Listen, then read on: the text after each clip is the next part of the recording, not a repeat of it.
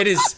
Oh, no one could hear. No one heard it. It's like a self-censored. That was so good. That's amazing. Oh, you can never say that again. That was so good, and no one's gonna know what you said. Oh no, that was You'll literally. never know. Oh, You will never know, Chad. that was comedy gold. It was so good. Oh, okay. I mean, that's just what you get here on the OPL. Audio issues that were entirely my fault. Oh on that no. one. But good Lord, Mammoth.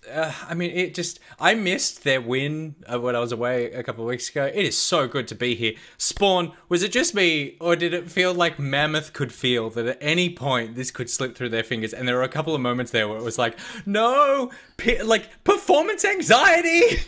Yeah, absolutely. I mean, when you're like a young team like Mammoth is, and then you put yourself in a situation where you've done everything right in the early game. You know, you've won 2 lanes. Your lane that's supposed to lose is losing gracefully. You've won the jungle matchup. You've got a great composition into a flashless jungler. Like, there's really nothing more you can ask for as Mammoth in that game. And then the 4th dragon comes, and you're like, they have to challenge this one. We know this is exactly where they're going to fight. They're not going to give a soul.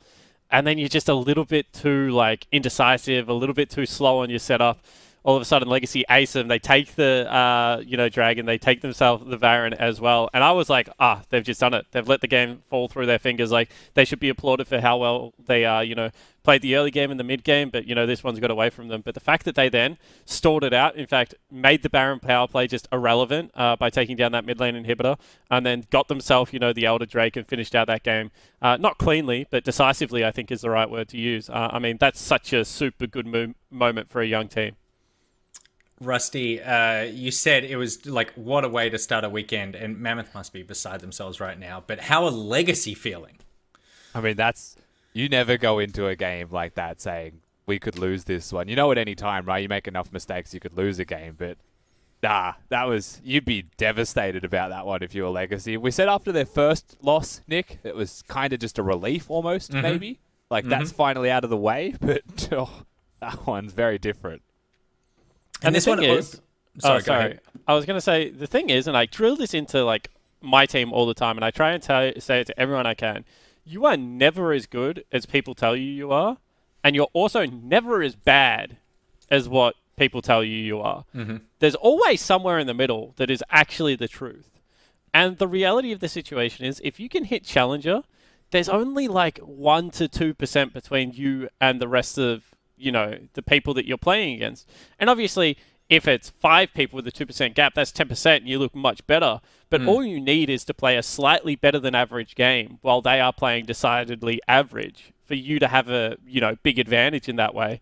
And I always just remind people that if you're good enough to be in the league, you're good enough to win the game. So you should never go into any game expecting you're going to lose.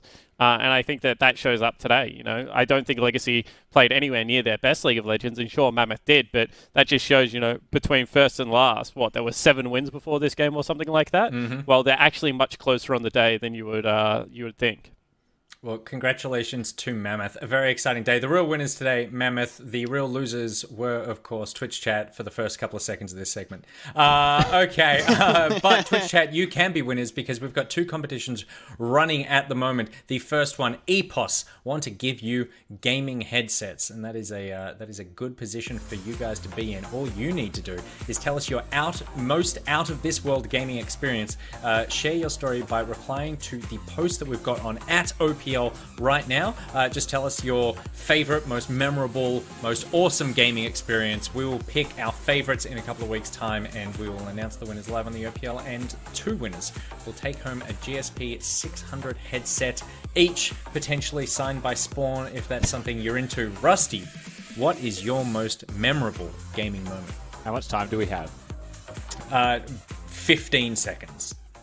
Okay, I met someone in China that I played League of Legends with, and it turns out he delivered pizza to me in Sydney 2 years before. So we had this weird moment where it was like, wow, That's this is like, creepy. Yeah. Wow, that's so weird. Okay, screw the 15 seconds. How did you know? How does he know he gave you pizza? How did you know? How? Well, we met through like an expat community playing League in China. I was just playing with him, and he's like, "You're Australian." I lived in Australia. I was like, "Oh, really? Where'd you live?" He's like, "I work for a pizza place in Piermont." It's like, "Oh, my office was in Piermont. What did you do for work? What, like, did you deliver pizza to this place?" It was like, yeah, I delivered pizza to that place all the time. That was Incredible. my work. So Incredible. it's weird, real weird connection. There you go. Well, if you could beat that, then you will get a headset. If you can't, Rusty gets it. But there's another competition that Rusty can't enter. I mean, Rusty can't enter that one as well. I was just looking for a segue. NeoSurf want to give you $500 dues to spend on the League of Legends store, thanks to a NeoSurf credit. $500 for the winner, $100 for 5 runners-up. All you need to do is join the opening call of the OPL. Just put yourself in that video that you see in the top of the show, the opening titles. Film your little entry, send it in to us via DM to @OPL. I believe this week is the last week for this round of the competition, and we'll pick our favorites. They'll be added to the opening title sequence. The winner gets $500 of NeoSurf voucher credit to spend in the League of Legends store. The runners-up get $100 each. Just head to watch.lollysports.com for full terms and conditions. Follow @OPL and @NeoSurf Esports on Twitter, and that money can be yours. That's all thanks to NeoSurf, where your privacy is protected with no need to provide a credit card or personal information. But if you are playing video games with Rusty, he will get that personal information out of you. He will force it out of you somehow, and you'll realize that you too had some sort of weird connection a couple of years ago. All right. Something else that we all have now is a new champion in League of Legends coming up. So this week, I'm sure that you guys have seen the trailer, but if you haven't, let's roll the trailer for League's latest champion, Lilia.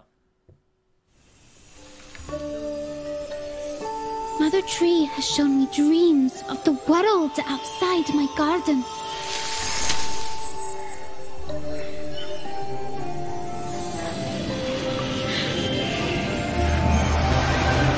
They've taught me that all of us have a little sparkle.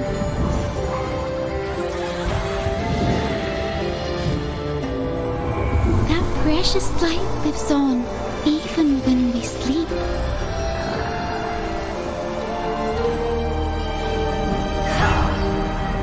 And shines when we're facing the darkest nightmare. But now those dreams have stopped. And Mother Tree is dying.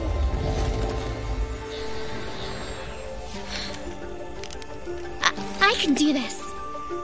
I can brave the world beyond my garden. Can't I?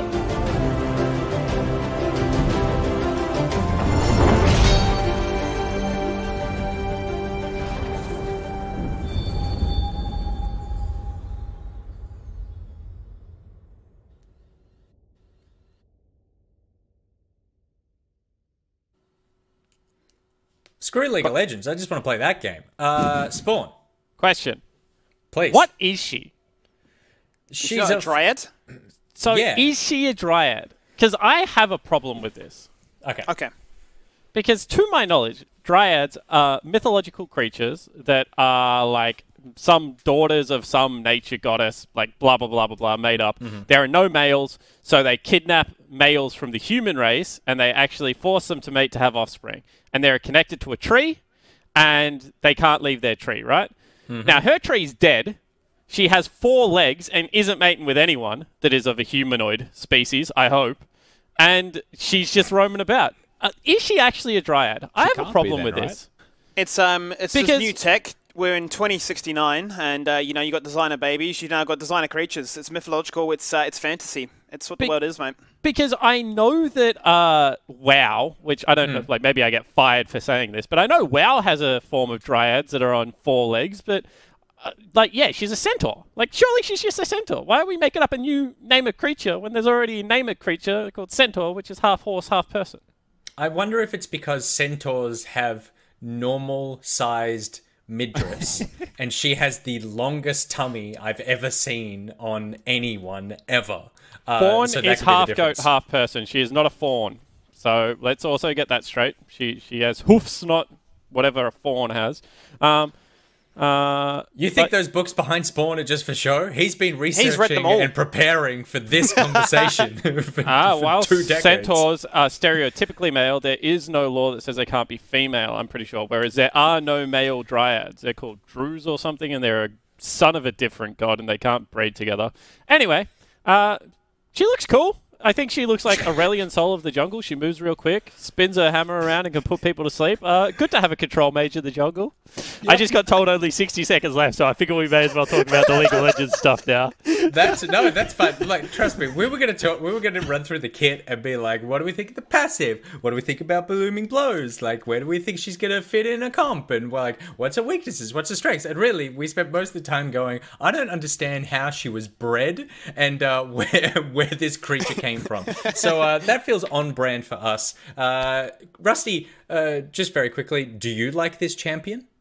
I have read the abilities and I haven't seen any of them. So as a visual person, Nick, I think so far so good. I've seen none of the abilities. So she has a 1.5 second drowsy, which gradually slows, and then they fall asleep for 3 seconds at max duration, and it can hit everyone. Hit everyone? Wow, yes. Okay. That's nuts. There you go. Jungle. I just like the design. I got a real, I mean, obviously there's Nico, but she's got a real Ori and the Will of the Wisps vibe going on, which I am very much into. All right, something else I'm into. Game number 2, Direwolves versus PGG. Excited about this one. I mean, I was excited about this one. It can't live up. Well, we've peaked too early. Nothing that happens today will be as surprising as what happened in game number 1. But Spawn, who are we tipping for game 2? PGG. Skimmy. Direwolves. Rusty. Oh, I'm going to go Direwolves. Oh, I'm going to go PGG. So congratulations, PGG, on your win. We'll see you after your game and after the Macca's Champ Select. Versus Bio, he's probably going to play a tank champion. So let me redo it. He's always been known as like a tank-only player. But now that I'm a tank player, I got to show that I'm the best tank player. So I'm going to beat him in tank v tank. Get back from Pentanet this weekend. How do you think that matchup will go? So last time I said Get Back wouldn't leave his tower, and it was true, but recently he's been getting a little adventurous, so I might see him in the river or maybe even trying to come into our jungle, but I won't let that happen. Last time I versed Rogue, it looked like he'd never played the matchup in his life, so hopefully he picks a champion he knows how to play this time. Put him on Thresh and he performs. Struggles on anything else. He's good at team fighting on jungle, but he's not good at pathing, I think. So I think it's gonna be easy matchup, but maybe hard to team fight, yeah.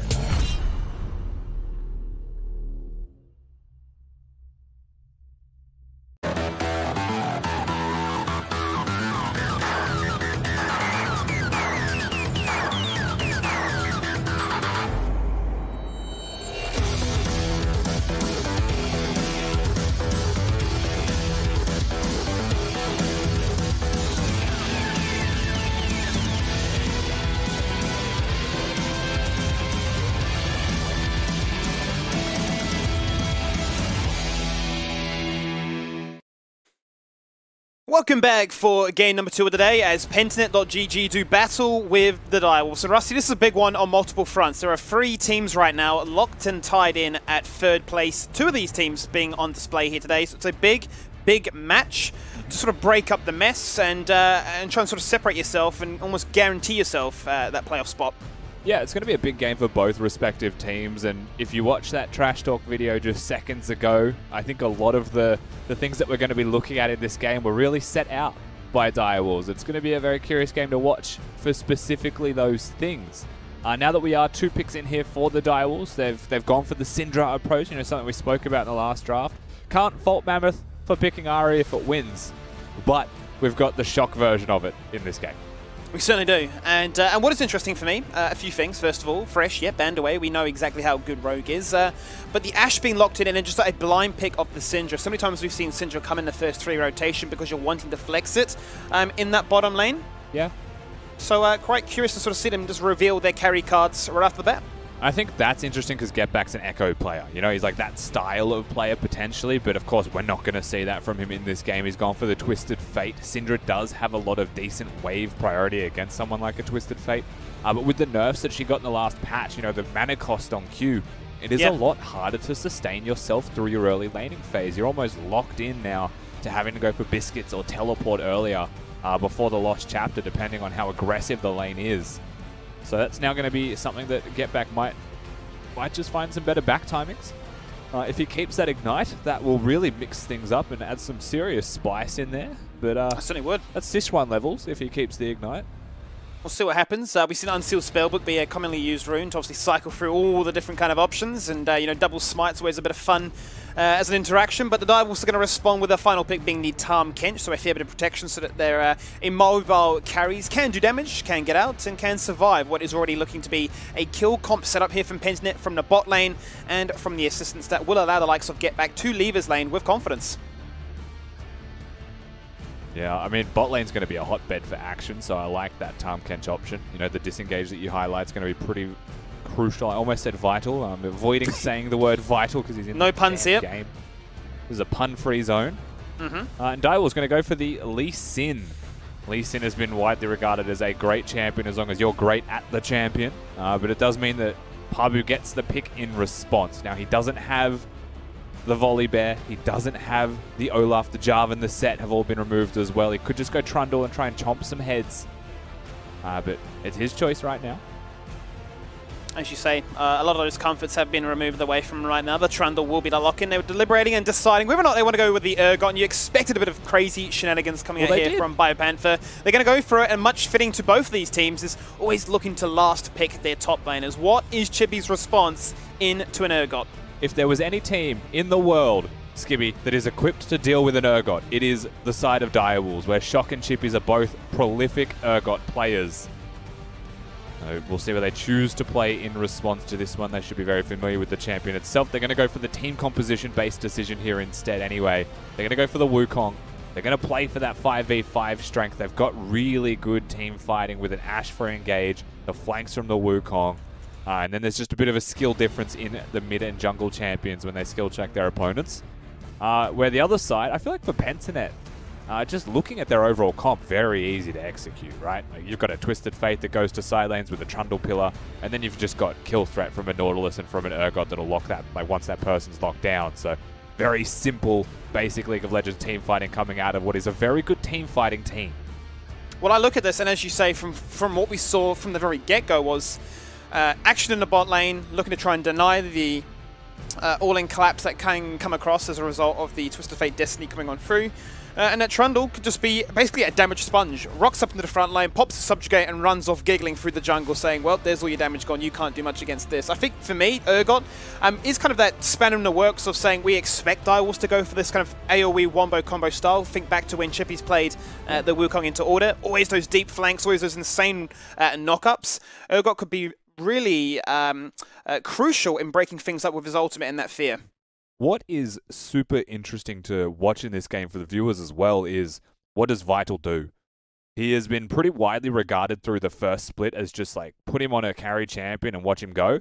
You know, It was the Misfortune Aphelios type meta. He was playing those carry champions.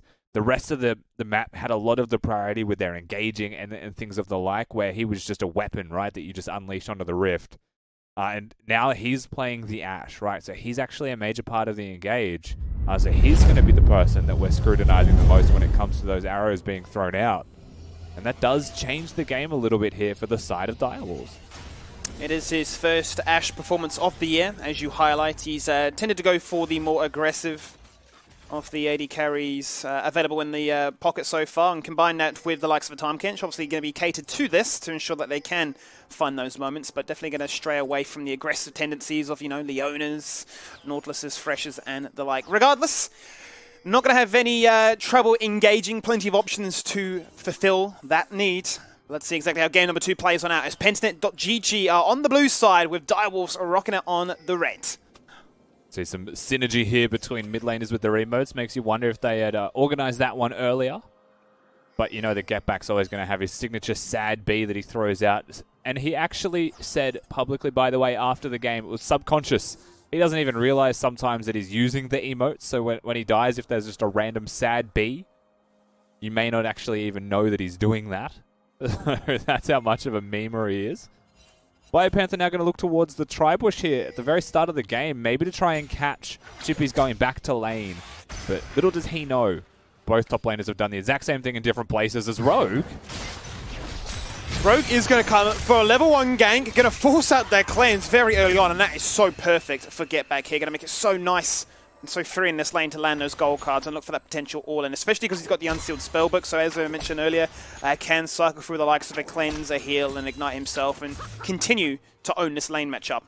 Yeah, so that's the cleanse gone against the Twisted Fate, which is going to be pretty difficult if a Trundle comes in for a gank. It'll force the flash with no hesitation just to try and keep himself alive. And that was potions used by someone who doesn't have the corrupting potion in mid lane. It's gone for the Shock, not it, has gone for the Doran's Ring. So not going to have as much ability to, you know, reset, go back to base, get some extra potions. They cost more money, and that is a pretty costly start to this game. Now, the investment was of the support player of Pentanet coming towards mid lane. So will that pay off for someone like Praedyth, who has to deal with rogues going walkabout? Is to be determined. So we'll be keeping tabs on, because as you can see, the wave got crashed into that turret. We'll have to sacrifice just a little bit here. As you can see, his health bar's a little bit depleted too, but that's in part to the matchup itself as to how aggressive they can be. Now, here's trouble. Both junglers do have double buff, and both mid laners are going to respond to this one as the junglers get dropped down to half. Stun connects, that goes to Pillar as well. Stun, on damage. Flash going to go out as a response as Get Back follows, looking for the final tick of damage. Not going to find it. Puppy's going to fall so damn low to safeguard to a ward and to a minion to make sure that he gets that kill. And with the red buff on full display, is searching for a double kill as well. But now Get Back with the fancy feet hiding behind his minion wave. He's trying to make sure that that kick does not connect. He's going to look for it, and there it is. Miro on his best champion gets in and gets out. And well played by the jungler here of Direwolves. He was also eyeing up the possibility of a Q smite on a minion if necessary. Get Back realizes this and tries to just exit the arena. But the skill shots connect. The jungler of the Direwolves comes onto the map 2-0 3 minutes into this one. And Direwolves, they get their early redemption in response to Shock's cleanse being used. Big win there for the Direwolves duo. Miru is the king right there. Lee Sin, he loves it, and he always shows why he loves it.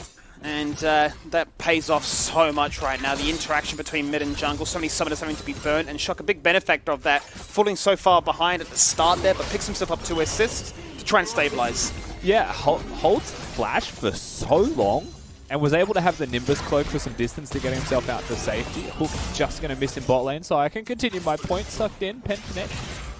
The thing that I was going to say there is, and we may not have the replay for it, but Pabu's flash over that wall, like, damage was done, and it felt like they were really, really forcing to get more out of it than was maybe necessary. And that was all the time that was needed for someone like Mir to come in and punish, you know?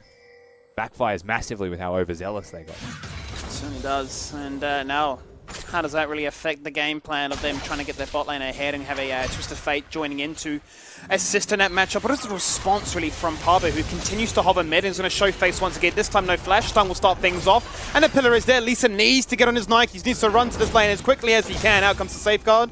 And that'll be all Shiro as the second gold card connects with the Lee Sin instead. Oh, and, well, come on. they're just going to turn that thing around. Hang on a minute. Hang on a minute. Out goes the camping tent emote from Pabu. But he's here first. And Miru, Spidey senses, dare to respond. Wait, that was nuts. Like, if we can replay just the synergy between Direwolves, though, Shock picked up a minion so that Mir could hit his Q. Like, that's some next level stuff here coming out of the Direwolves duo in that 2v2. But once again, they find themselves getting further and further ahead. Most of this, of course, going to the jungle, but the first kill going into the hands of Shock makes a significant difference. Now the question for me here, Rusty, is given how far ahead the Lee Sin is, what kind of build are we going to get coming out of him? Is he going to go for the damage-oriented style? Is he going to look to try and be a carry in his own right and jump in, jump out, look for an execution? Obviously, he's running the Conqueror, not the Electrocute that we've seen a few junglers, especially Lee Sin's, change into for that kind of facility. But there's obviously a fair amount of tankiness, so the Conqueror will find value. Yeah, he also has a lot of people to do sustained damage for getting his damage on. I also think Black Cleaver builds the correct option here for him, right? So I like the idea of Conqueror because his sticking power should stay pretty high. He's got a Wukong and an Ashe to work with. So I would be very surprised if he goes for a rushed lethality build that can come after as Chippy gets stunned. 1v3, they're coming topside. Out goes the Ignite as he seals through that one, as they're going to try and connect for a full-on engage, and, well, that was as clean as you could see it. There was going to be a max-range execute from Bio, trying to get himself on the score sheet for an assist. In the end, he falls on down, cycling through the cooldowns, But let's just take notes and really appreciate how this play worked. Yeah, Pabu out of mana. Get back is going to hit the gold card. There's 2 minions here, so you'll see just picking up the minion and at the same time as the Q, right? Mir may not even have been thinking about that idea, but Shock picks it up for him. And it's a small thing, right? Like that, maybe that wasn't even the most important minion to pick up of all time, but it's clear that these two have worked together enough to know that they're looking out for each other. And that's one of those moments where you're like, it's very obviously not solo queue. These are some teams that have put in the hours together. 7 minutes in here, and it's going to be the first dragon that goes the way of the Direwolves. And Shock's going to be quite content with how things are playing out. He's gone back to this lane, and he's got a Dark Seal online now with a couple of stacks to his name, but it has been matched by Get Back as a result of that gank topside as well. So looking for that cheap power spike of mobility and extra damage to patch them before they get their first real item online. So the game does start to open up a little bit though. At this point you've got the Merc Treads online for Get Back. He just had his first cycle through of Summoner Spells and it was successful. So now just waiting on his teleport, waiting on his flash to come back up and available. And until that point you would expect him to be almost impossible to kill. A lot of the movements around Summoner's Rift right now would be revolving around the bottom lane, either with teleports, which aren't up for Direwolves. So, you know, the Ash Arrow is not going to be something thrown out too willingly unless Lee Sin's hunting, and he is. He certainly is. He's got that Warrior Enchantment complete right now. The full item advantage over the Trundle. And a 2-level difference to boot as well. So that red buff, it's mine. Thank you very much. Just brute forces his way in. Moves Get Back out of the area. That just moves Pabu out of his own side of the jungle. And now he's just crossing over from the looks of it as well. Just to make sure that anything that exists, you know, he can see you doing the Scuttle Crab. The Krugs rather. He knows that you're going to be moving somewhere on the map. He knows that his blue buff side should be protected because they have push in bottom lane. So as long as the bot lane 2v2 of Direwolves doesn't die, Mir goes wherever he wants. He certainly does, and that's what he's going to do right now on full display. From objective to objective, the Herald is going to be theirs to utilize, and the question is, where do they want to put it down? Do they want to ensure that Shock keeps Get Back locked in place? Because as a result of these early kills and this sort of forced knee-jerk reaction that I have to make a play to match, Shock's accrued a pretty sizable CS advantage. It certainly has. Now, one thing I will say that does compensate a bit there for a CS advantage is Twisted Fate's passive. Just getting gold on every minion he last hit, so that starts to add up as they are going. They certainly are. 2v3, now make it a 4v2. They're all going to collapse on here to make it a global aggression. And a global collapse that will net them a kill in the end. Assists and gold share between the team, but it will be Biopanther that picks up the execute. Now, still the first turret actually going towards the mid lane here, though, for the Direwolves with the Herald that has been summoned. A second charge going to come through as well in the middle lane. Only 2 ranged minions, though, so they'll just scrape their way through getting that structure to fall.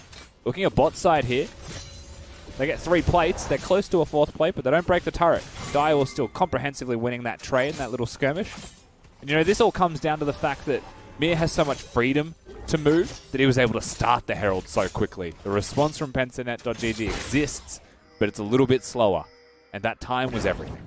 That's a mid-tier 2 down and gone at the 9-minute mark. Absolutely insane right now, but so much in part to the success that mid and jungle have been able to find right now, and really allowing Miru to dictate what happens on this map. He does what he wants. He's allowed to, essentially.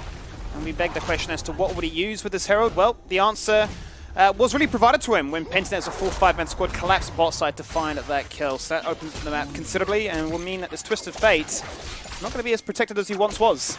And what was used in bot lane for the Direwolves during that trade, right? There was a flash ultimate that came out of the Nautilus, and while he has the Hex Flash, he still had to use that to cover the distance, and Decoy goes down, so they get some gold, but he uses no summoner spells. Still very hard to pick off and catch the 2v2 of the Direwolves, you know, still having all those summoners available. So the proactivity can continue elsewhere on the map, or, you know, wherever Mir wants it to be. They're still going to be hard to deal with. But right now looking to, you know, really pick up the pieces here. Unable to really go for any of these jungle camps. They're currently on activity. Definitely can't go for an invade to try and do some counter jungling. He's still down by 2 levels, and by joining his bot duo, denying a bit of their XP as well, but banking on the success that Direwolves continue to be aggressive, continue to try and make plays, and now he can sort of make up the difference based on that gank alone. Pabu sees Mir and Shock, of course, having priority in mid lane, working their way up to the top, so just disengages through vision. 2-level difference right now in terms of experience between these junglers means that there's no world where there's a 1v1 happening between Pabu and Mir. At this point, Pabu has just become a support. He's just sitting near Praetor, protecting him, ensuring that the carry of the team will continue to farm. Might even just rush his Knight's Vow style build and just be as efficient as he possibly can, now that he is this far behind.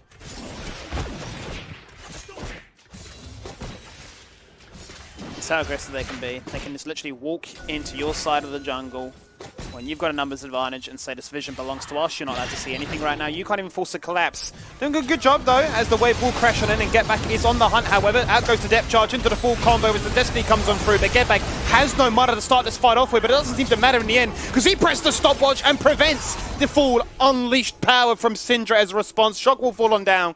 Get Back survives, and when the dust settles, Pentnet win. I mean, that was pretty much a known quantity there from Direwolves when they were looking for that dive. They were throwing spells, they were being hyper-aggressive, and they positioned themselves in such a way that ultimately ended up as a 2v4. Right? They had 4 people there, but 2 of them stuck at a turret. As a teleport does just come through from Get Back, and at the very least deters any further movements from Direwolves. But the point there is that they chose to make the harder choice there. They were super aggressive, thinking maybe there was going to be no punish from PGG's side, but there was no hesitation for it. And it works. Internet wanted a few more of those to try and stabilize the situation on the map right now because we couldn't check how it's looking. For the most part here, it is wins across the board in those individual matchups for the Direwolves, and they are getting map control as a result of it. That's going to be another tower soon to fall on down with the next wave crashing on in. Look pretty good for them, but they still have their eyes set on this top side of the jungle despite the second dragon having spawned. Is a mountain dragon, and much like we've discussed, these first 2 dragons don't really offer too much at this early stage of the game. So we're going to run it back, take 2, as we're now creating a movie apparently, and well, that's an orb, and that's an Aphelios that is dead. Now we're looking for a double kill. Out comes the Enchanted Arrow! The man connects! This time there's the double kill, and this time Shock will connect. Yeah, no punish, no mistakes to be made this time around. Twisted Fate has no ultimate, has no teleport, no way to get to the area. Bio's not going to be able to save them, and they also have a teleport advantage. So ultimately you look at this dive and say well done to the Direwolves, but PGG maybe should have recognized the map state that they had already overstayed their welcome by about 3 waves, because they had a good punish before, and the whole team has just been coming constantly to try and protect them. But now they're dead. Big example, if anything, right, as to how the lane states can sort of affect the flow on things for the team as a whole. And this is definitely catering to Direwolves' need right now to ensure that the members that matter will get themselves a big enough lead so that they can be a force to be reckoned with when these fights come on through. Bruiser and Mage. I get quite terrified when I see a Lee Sin and Syndra Fib. Yeah, it's going to be really hard to deal with. There's no amount of resistances that save you in this situation. Nice little Drake take there. Of course, they wait for me to get in the area just in case. As the executes. Trade's going to be seen on the top side. Now, the risk is Ash Arrow cooldown. You've got about 30 seconds of some freedom here.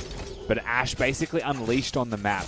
You've got Wukong already postured towards bot lane, so Syndra's going to be the one that goes top. If they play around the Lee Sin, they can get picks no matter what.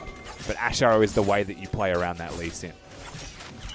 You said it from draft, you wanted to see how Vital would adapt to this kind of playstyle. He had to go for a more engage-orientated style as opposed to being the typical aggressive nature of an Aphelios as a Kaiser, if you will.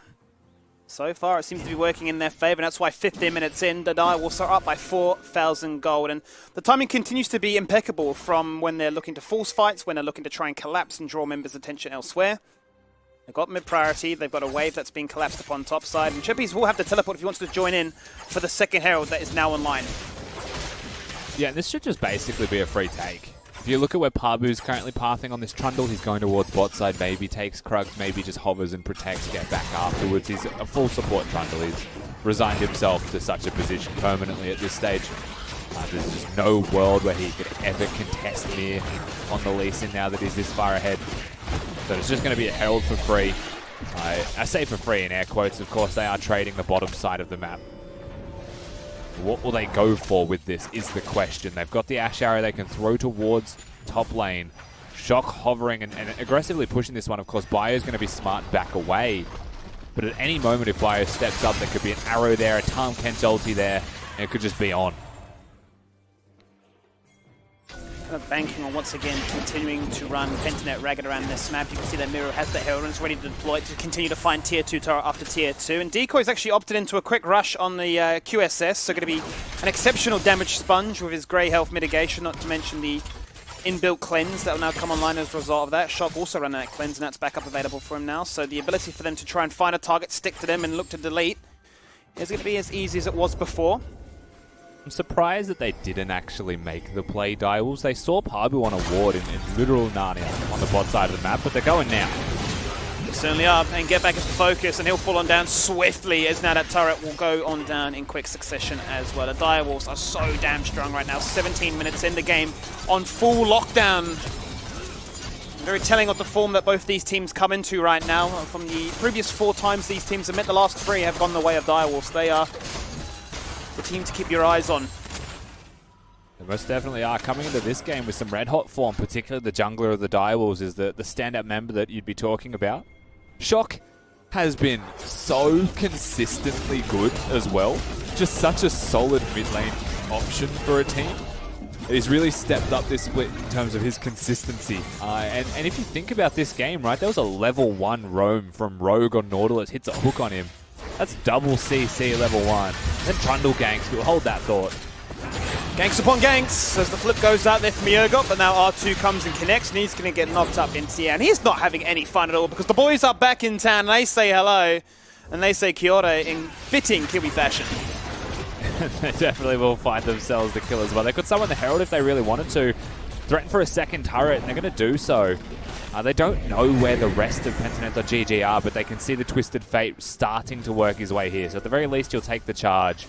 Praedyth being on half health actually is a giant signal flare to say we can just murder him if he shows up into the area. So that will basically just net them the second turret for free. Eyes now move towards Vital, about 5 seconds off that Ash Arrow cooldown. If they were ever going to hunt for somebody, though I suspect they might actually hold that thought. It's a little bit crazy at this stage of the game. Didn't expect to see 18 minutes be this much of a difference. 7,000 is the gold lead right now, as a lot of luxury items have now come online as a result. You're looking at 2 Black Cleavers from the top side of the draft. They completed Rabadon's cap combined with the Luden's Echo.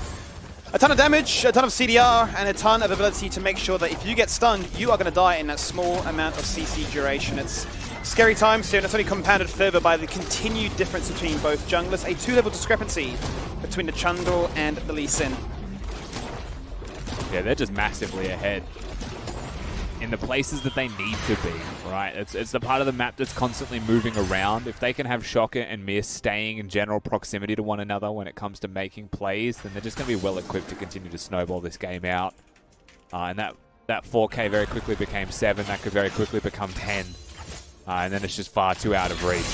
You would say, I think you would say at this point, 1 chance left for PGG. If they're able to get a pick, get a team fight, get an objective, maybe they buy themselves a little bit more time. But I think 1 more mistake and that's basically it for them. They can't afford to make one. Certainly can't. And this game's becoming a little bit scary right now. They are sitting on a Cloud Soul acquisition.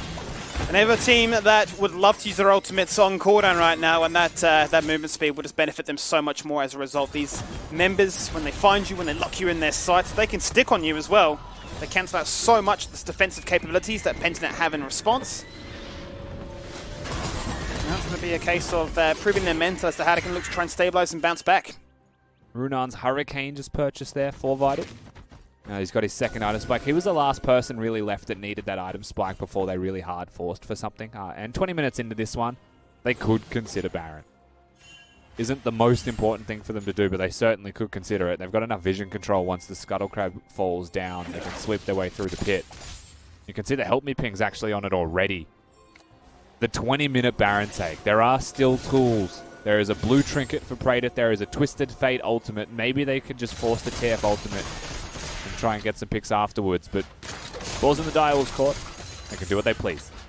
Certainly can, and no doubt they'll be the ones with confidence brewing and brimming that they can look to try and start up these objectives and be quite confident that they can secure it, even if it were to be a 50-50.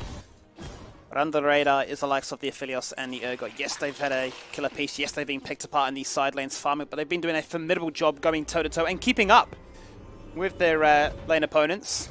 Still a force to be reckoned with, as you highlight before, those 2 item spikes coming online. Now the question is, what do they do when direwolves flirt with danger and say, we're starting up the Baron, come at us? Getting that TF ultimate does remove some of the tools down. You can see the Pentanet actually recognizing the map state. Ash Arrow, oh, big hit. It does connect. There's just no follow-up at this stage of the game, and you know, this is what we're talking about when a Cloud Soul can come online. It's so easy to find a target, and everybody just pounce upon. He's got his eye in. We'll take that. There was a ghost being used by Get Back regardless, and he has the Merc Tread, so he's just going to be so quick. There was no way for them to really close that distance, but I like the idea of the Direwolves. Now they've got the TF ulti and the Ash Arrow down. They may actually buy some more time here, though, PGG. I was going to say, he hasn't had those moments, those crazy moments when he first debuted the Twisted Fate of just teleporting into the backline, into 5 members and acting as a pseudo-mage tank, saying hello, saying what's up, popping to the old Zonias and saying, back me up, team. Been a very different game to start things off around here, and once again, a bit of a showcase, really, between mid and jungle and how much their influence can really dictate how the game looks. Yeah, I mean, I feel like that speaks volumes towards why Direwolves have found themselves in the finals last split, right? Shock's been so consistent, we mentioned that, but if Mir steps up and continues to play closer to his best, that's how they found themselves in the finals. When Mir's starting to really fall off, and I do feel like he had a drop in form just before the playoffs. That was reflected through a lot of their performances. So they were the big surprise to me of Split 1. And I think these 2 members are massive reasons as to why. It's very good to see them playing well. Dragon Soul will be up in under a couple of minutes right now, so getting quite close to that one, but Direwolves will continue to exert their pressure on the map by getting some very deep vision down, primarily around the Baron pit, so if they were to look for another Baron dance attempt, they can do it with certainty, and that might be just the case right now. Chippy's sitting on a fair chunk of golds. Go for one final recall to get himself online with that mortal reminder, so going to be doing a ton of stitching damage and shredding through the armor to complement his Q as well, which means that the Lee Sin and the Ashe will be able to find that target and destroy them. Teleports in from Chippy's here as well. 3-level difference between the junglers once again. Out comes the Untitled Arrow, this time connects to an Altus. That's not the target they wanted, and they may not look to try and connect instead, but hang on a minute. That's a preemptive stopwatch. The team surround him, the team wait. He flashes on out. Direwolves still hunting for the moment. They can slow him down infinitely long with this Ashe from afar, but a 4-man Gravitum, that's disgusting. Now they're going to find the Tom Catch. He looks to go golden, he looks to turn around. Destiny into a sweep of the Cyclone. You're knocked up and you're not having fun. They're forced to back away. Members alone! Miru flying through space and time, doesn't connect with a Sonic Wave, but it's not going to change the outcome of this fight regardless. It's a 1-for-1, all things considered. Lots of mechanics on display here, though, Direwolves. They'll get the T5 victory. The cost was their ADC and a lot of spells being used, but nevertheless, they'll push Pentanet.gg back. It means they won't be able to net themselves a Baron after such a victory, but it does mean that they'll get control of the red buff and Drake spawn here on the red side jungle, and this is sole point. Direwolves should be able to net themselves that objective. Teleport's coming in from Pentanet.gg as well here, so Get Back's just going to move in. They really don't want to give this one away for free. They might be walking into the jaws of a big Syndra stun if they're not careful. They have to be careful. Get Back is gearing up for a fight. He's got himself the Exhaust Summoner. Based on how quickly this one is falling down and where Vital is on the minimap right now, they may be forced to sacrifice this one. They'll be going in 4v5 right now. They may look to try and force a fight as a regards. Even once this is done and over, once again, the Untitled Arrow connects and it lands on Nautilus. The stuns, the CC, the damage to connect with this Nautilus as he dropped down to half. That's a stun. But now they're playing in the dark with the lights off. They don't know where this team is, but they continue to be aggressive in the enemy's jungle, keeping them on the back foot. Yeah, Midge is being a speed demon. He's running around everywhere trying to find some people, but he's not going to get anything.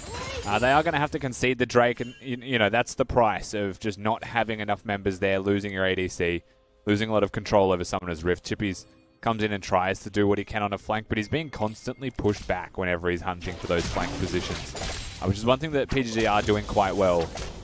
They're buying themselves as much time as they can. You know, even the last trade that we saw that went Direwolves' way, not able to get anything afterwards. So any time that they can buy is good time, is what you're looking at this point. Get the Aphelios to 3 items, get him to 4, you know, start hitting those team fights, get the TF to a Lich Bane, start having some serious presence here as well, some split pushing and structure taking in side lanes. Going to be massive for them if they can get there.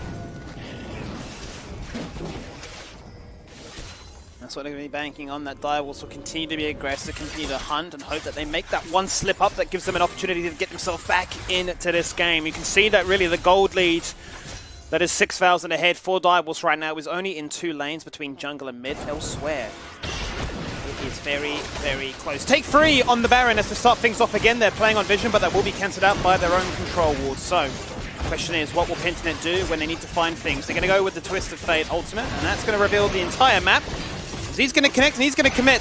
It's dropped down to half right now. Will they commit or will they look to try and turn towards that fight? They will wait for it to reset, but then they bait themselves again. Still get back. Get up for that full 5v5. He's got the exhaust again. Will the Enchanted Arrow hit the target they're after? That is the question. It's going to go for Pablo this time. Once again, not the target they're after. It's going to be a carry that they're looking for, quite honestly.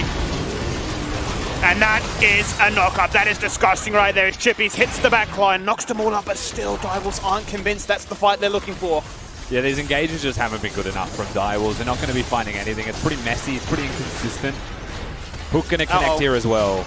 That's a hook, but it's Chippies. It's going to be quite tough to take him down, so they're not going to commit to that one as well. Both teams looking, both teams seeking, but both teams deciding against it in the end. But any time that Direwolves have gone for one of these half-measure style engages or just disconnected follow-up style engages, they've been preyed upon by the PGG squad. They've got a Trundle Pillar to split them up. The Aphelios ultimates have been connecting well. And they're really good in those isolated moments when someone is split from the team. And in that particular skirmish, there was the deepest flank of all time from Chippies. He was just spotted on a control ward that was sitting in lane. You can see it on your minimap right now. That saw him, and so they knew they had their moment. They did as much damage as they could. They made the team fight not worth it for Direwolves and disincentivized them. And Wukong just comes through, uses his ultimate to disengage. And this has happened a couple of times now, right? Direwolves, they're hunting, they're using the Baron as bait, they've been pushed back or bested every time they've tried to turn. And so that makes me feel like the next time you see Direwolves hit Baron, it's going to be much more of a 50-50 scenario than it is a bait. They can continue to with some level of authority as well. I sound like a broken record, but it continues to be the fact that the Lee Sin is up by 3 levels. That smite's going to be that much easier to land. The smite still isn't going to be as clear a cut to make sure it happened. Pablo has made those kind of plays before, and Get Back has always been waiting in the wings to back him up and make sure that when they connect, when they meet those moments, that they will make sure they are the ones to play for. Next Dragon, next Soul, up in under 1 minute. Plenty of time purchased by PGG. That is the one thing they consistently have going for them so far. One mistake and the game just goes away from them. They still need to be very careful. Harvey trying to get some vision control. This gets pushed back by the Syndra. Mid lane priority comes first. But there's big flanks on multiple directions here if they go hunting. And that's the risk of this mid lane prio, because Direwolves control a lot of the Baron area. And until you get mid lane priority into Baron or Drake control, you're just a sitting duck. Pentanet doing a fantastic job right now. Some very deep vision in their own jungle to make sure that they are always ahead as to where these members are at. Obviously, Hawkshot can try and cancel out and respond in the same similar fashion at Destiny. They're just routing them. Look at Chippies. But they're just going to force them out of this one. They're going to try and make this one the fight. Chippies on the flank. He's going to go for Get Back in a 1v1. That's going to be a blast going to get him to the safety of his team, the protection. But they're going to get bullied out of this river. They're still going. Chippy still waiting for that moment to shine. That's going to be the Moonlight Vigil coming out here with AoE being the options and the weapons, and that's going to be the time for them to fight. That's going to be Praetor kicked into the team, and there's the shutdown. Mid-jungle link up once again. There's the double kill. Make it a triple kill. Shock, you give him Syndra, and he makes you pay. That's what they've been searching for so damn long. This time, the Enchanted Arrow. Let's make it a quadra. He's going to flash away and say, I need to be available. I need to try and make this a smite steal, but Decoy is on the hunt. He hits the surfboard and skirts into that one, and now it's just going to bully him away to make sure he has no opportunity to try and steal that one. And well, hang on a minute, we've got a fight on 3 different fronts. The Baron continues. Chippies goes for the 1v1, has the protection, and will get on out. So this is looking like a Direwolves getting a Baron buff, and with 5 members healthy to achieve. Yeah, no one really there to contest the Baron buff. Decoy may just start playing with his food. We'll see how long he does this for. If they find the kill throw on a Bio, they absolutely will. The reinforcements are here, Skibby. So just head to rights, and we'll see what Bio gets with the trade, if anything. It's close, but nothing. Massive win there overall for the Direwolves. There's big plays on their part, and when you really think about that, the line in the sand, you know, that spot where teams say, this is where we hold. Where did that exist for PGG? When they just couldn't decide. And then, you know, you get the kick comes in, Mir playing out of his mind in this game on the Lee Sin, just constantly pressuring them, but all of Direwolves pressure them until they're out of map. And then the point where they say, we have to fight here, it's too late. You know, they've been so pushed out of position, they've been so routed, and it's just not the way that you want to play League of Legends. And that's due to the pressure from Direwolf. A fantastic kick in and displacement there of the Aphelios. The cleanse was used, but not going to do too much there, I'm sure, expecting the Syndra damage to stun him as well. But regardless, Pentanet do a fantastic job there as we jump into that replay of stabilizing. Despite the stagger deaths of being Bio not there for a 4v5, they are able to delay the soul point once more. Sharo was just used. They're hunting, maybe looking for a flank. Look at Rogue. Rogue, as soon as he uses ultimate, connects with the bot duo. That's a big cooldown now that they're going to be heavily reliant on to ensure that they can lock down a member. What was a trundle pillar to maybe catch someone ultimately just became a really hard thing to throw a hook through. It does make you feel like this is now going to fall down. If Shock hits an EQ onto a squishy member, that may be 80% of their HP because he has the Void stuff. He has 25 stacks on his Magi Soul Stealer with a death cap in there. Man's going to be one-tapping carries. He's a monster. He's essentially like the Syndra in TFT right now. Hard carries you, and that's exactly what he's doing so far on full display. Very fitting of his performance here today, making sure that when these plays are presented, he'll go for it.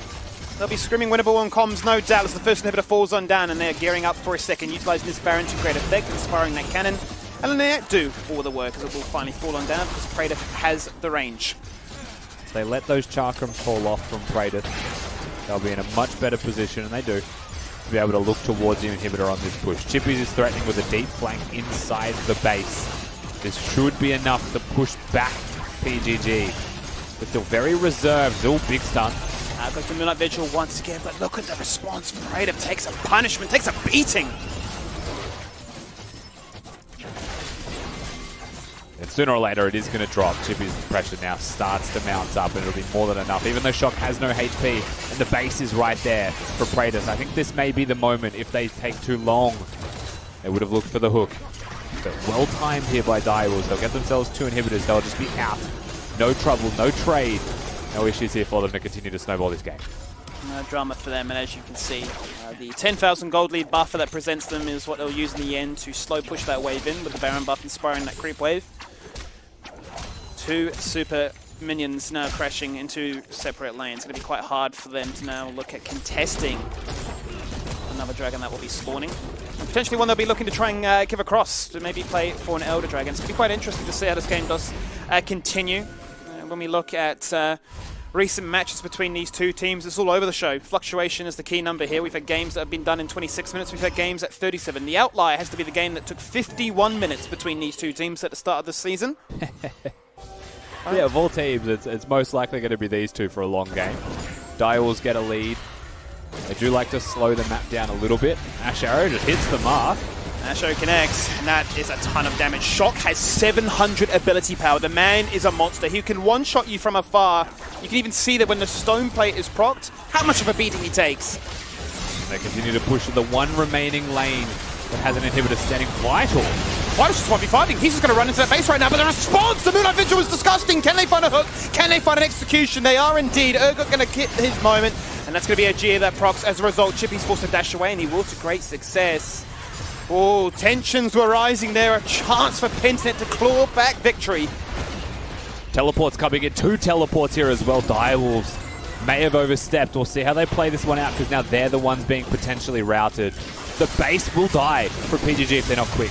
Direwolves can buy some time right now. Super minions are flooding the base, as she said, and that's going to be quite disastrous because this next turret will start to fall on down. Can Direwolves play this one slow? Can they get kills as a result? They're going to try and chase on through. Get back Lonely, and he's on his own as a result. He's going to fall on down as Ash connects with the Nautilus. No stone plate and no chance to survive. There is the double kill. Ash is online. Vital is a monster. He connects with the arrow, and there's the Sonic Wave as well. You go golden, but you're not going to get the statue.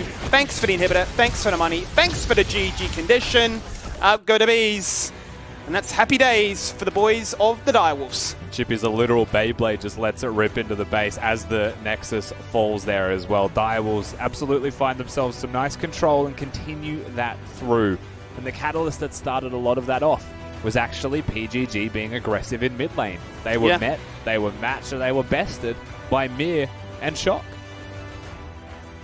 It was crazy. Really, really crazy to sort of see basically now 2 games back-to-back where, you know, the influence of a jungler can really determine how the game looks and how it can really impact what your composition was built to do. We were expecting that bot lane to be the sole focus, quite honestly, that, you know, Twisted Fates would come on in. We saw glimpses of that, but the trade was always so much further in Direwolves' court. I think the biggest telling of that, a 5-man collapse bot lane for 1 kill, and they just drop a Herald mid and get 2 turrets at 9 minutes. Yeah, this game, I mean, to sum it up, simply was a massive jungle difference. Just Mir playing out of his mind, though, you know, more than anything else. Pabu was trying to get the picks in mid lane, but they just had his measure at any moment and snowballing the game out, giving Shock a lead. He's such a consistent carry. He'll be able to find you those victories easily.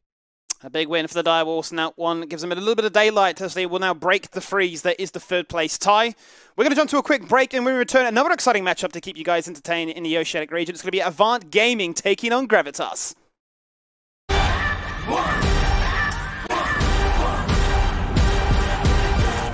Today is the NeoSurf Cup, and we're going to be playing against Misfits, so hopefully we can bring home the win. NeoSurf is simple, safe and secure. You can go to your local shop and get a voucher code and use it online, preferably to buy League of Legends skins. He's got it! It's deadly! He's got it!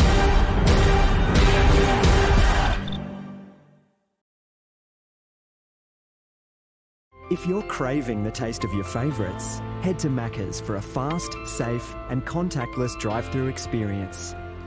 For your Macca's run, contact-free, we'll be here.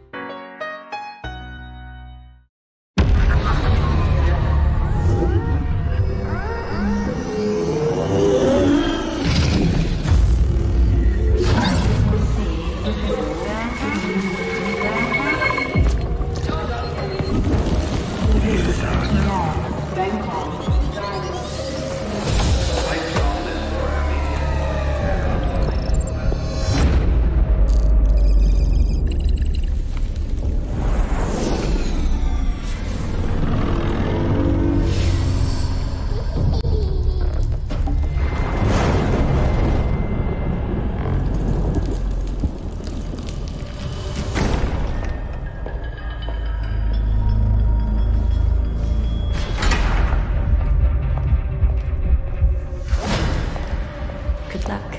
Have fun. Thanks.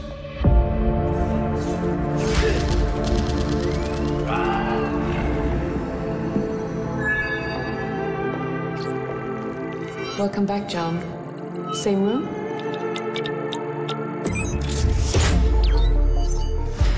You look even worse than the last time. Hard finding the time to do anything for myself. With my job and kids, you know. I sure do. We hear that a lot.